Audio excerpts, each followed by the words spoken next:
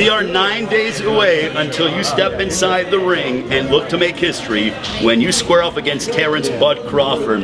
What does this mean to you? It means a lot. This is what I worked for my whole career. To be the first ever undisputed welterweight champion of the world, and facing a great opponent like Terrence Crawford. How much are you looking forward to this moment? Because 2 years ago, you were slated to fight the great Manny Pacquiao. One thing you've always said to me is that you've always wanted your big Las Vegas moment where you're headlining. Now, fast forward less than 2 years from that, and you're going to be taking on Terrence "Bud" Crawford with a lot more on the line, and history could be made for you.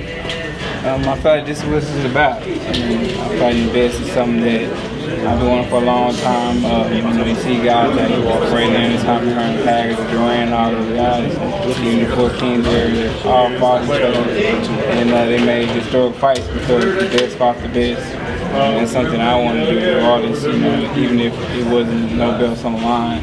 I feel like Terrence is one of the best fighters in the world. I'm one of the best fighters in the world, and we had to make this happen. With the level of opposition that you have in front of you on Saturday, July 29th against Terrence Crawford, does that make you get that much more focused? Does it amp up the training, or is it just business as usual? It's definitely business as usual, but it's amped up the training just because the opponent that I'm facing, and I know his accolades, and I know he can really fight, and I feel like we're going to put on a great show and a great performance. Before I turn it over to the media for questions, as you're getting ready for this mega matchup, the world is talking about it. I know that Terrence Crawford's kids were asking him when he's going to fight you. I'm sure your family is all excited about this, but are you feeling the buzz from the worldwide media? Because I feel like everybody's talking about this matchup 9 days from now. I'm definitely feeling the buzz. I've been feeling the buzz. I go to the store, go anywhere, and I'm saying someone asked me, giving me a chance to Crawford on the fight. So I knew it was a fight that I had to make happen. Well, both of us had to make happen because this was the public definitely wanted. This is what everybody wanted. This is what I wanted. This is what he wanted. And basically prove who is the man at the welterweight division. Not only the man at the welterweight division, but who is the man in the boxing. Is this for best pound for pound, you think? You think the winner of this fight will be known as the best pound for pound fighter on the planet? Definitely. The winner of this fight will be the best fighter in boxing. All right, right now I'm going to turn it over to the media for questions. Errol, I'm going to hold the mic for you and allow the media to ask you questions. As Mitch from Showtime will go ahead and make sure to go ahead and give us your media and ask the question. Andreas here with Sport News. Errol, you mentioned that this fight could be a dog fight. Would you be disappointed if it was one-way traffic one way or another, or do you want to make history of having one of the best fights in welterweight history? Well, I mean, I definitely won't be disappointed if it's just a one-way traffic with me watching them. But if it is a great fight, then I won't be disappointed at that either because it's something that people talk about for decades. A follow-up to that is, if this fight happened 3 years ago, do you think the result would be different? Because are you better than you were 3 years ago, or what do you think? I couldn't tell you how the fight would play out if it happened 3 years ago. It would probably play out the same day it play out Saturday night. Hi Errol, Cynthia from Best Women's Boxing Show, period. I asked Bomac yesterday, out of all the fights when they do tape study, which one of your fights would be the one that shows you're an all-around fighter, and that's the Crawford, that's the fight that they're going to see in the ring with Crawford.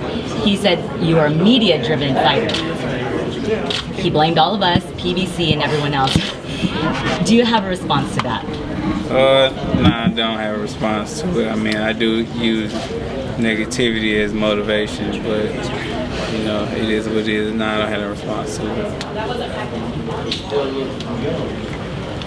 Hey, what's up, Errol? You and Crawford involved in the fight of the decade, maybe since generation. But recently, Sports Illustrated put Jake Paul on the cover of their magazine instead of you guys. What do you think about that? I mean, that's their priority. That's what they want to do. Yeah, I can't knock it, man. I can remember last time I bought a Sports Illustrated magazine.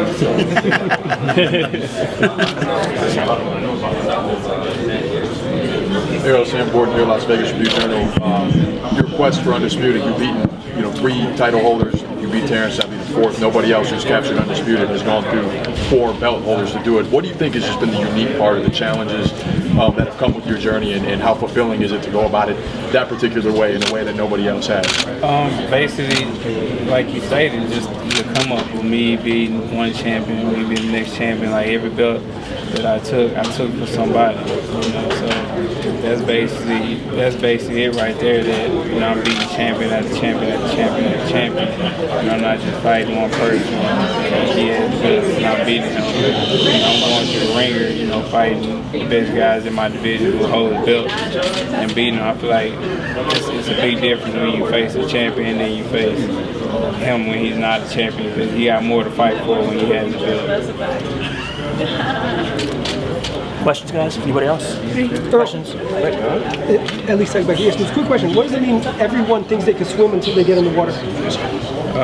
I mean, it basically, you basically said it. Everybody think they can swim until they get in the water. So when you start getting tired, you know how hard swimming is. Start getting tired, you start sinking, and you might drown. Stacy right here, you see him, he's trying to keep his head above water and his other sharks. So that's basically what it means. Everybody think they swim until they get in the water and they trying to paddle to survive. Questions? Sean? Errol, we got a chance to look at Terrence yesterday, and you do look like definitely the physically bigger welterweight. How much does that factor into this fight? I mean, I wouldn't know how much it factor into it until we get in the ring. They say he's a strong guy, so I mean, we definitely see next week.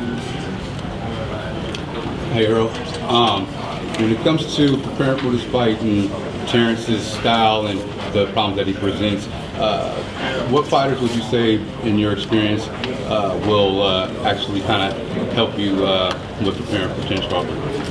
I don't think it's anybody that help prepare me for Terrence Crawford, just because his style is different from everybody else. It's just like saying, when Ray Leonard fought Tommy Hearns, what style would help him for Tommy. I don't think he fought anybody like Tommy until he fought Tommy, and it's vice versa. So same thing with Ali and Joe Frazier. So I feel like this is the first time that I'm fighting somebody with this type of style that Terrence Crawford has.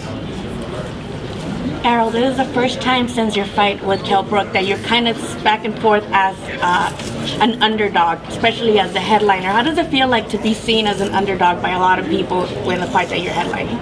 I really don't care. I mean, he's headlining too, so. I really don't care. It is what it is. I mean, people have opinions, so it's time just to prove them wrong. Errol, how do you deal with it when Crawford switches? Like, what are the keys for you to be able, when he switches stances, what are the things you need to accomplish?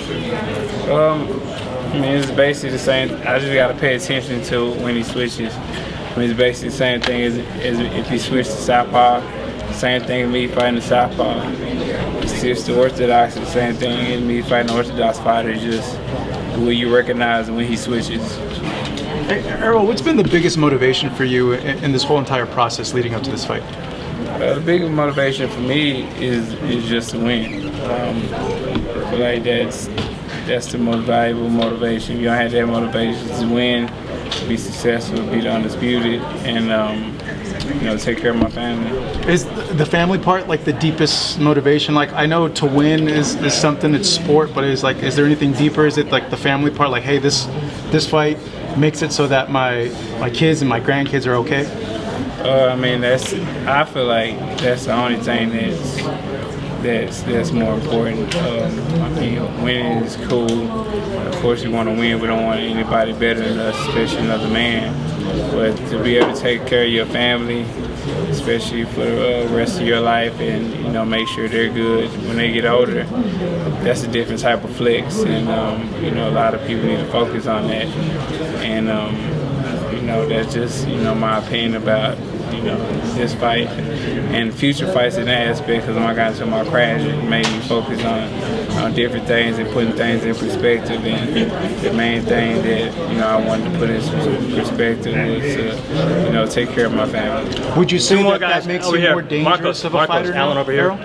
It definitely makes you more dangerous because it gives you motive. So it definitely makes you more dangerous. Hey Errol, Alan Dawson. We were speaking to Terence Crawford yesterday, and he was saying that he thinks he can beat you in any sport, not just boxing. Now that it gets to this part in the promotion, are there things in him that you admire, like just how competitive he is and how competitive he wants to make this fight? Yeah, definitely. I mean, that's what makes a great champion. I mean, you wouldn't ask Kobe or A.R. anybody else or LeBron. You know, you ask them, you say you can beat him in this, they're gonna say yeah. So that's just his competitive nature. You know, he just want to be the best, and you know, he think he beat somebody in anything. That's the same with me.